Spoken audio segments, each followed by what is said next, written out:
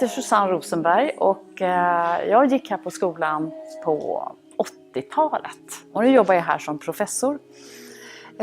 Jag kommer hålla i en workshop som heter Folksång Lab. Den handlar egentligen om att utforska vad är det här med improvisation i folkmusik. På en massa olika sätt. Det är rösten som instrument och vi vet inte var vi hamnar. Men förhoppningsvis så blir det en härlig stund tillsammans. Välkomna!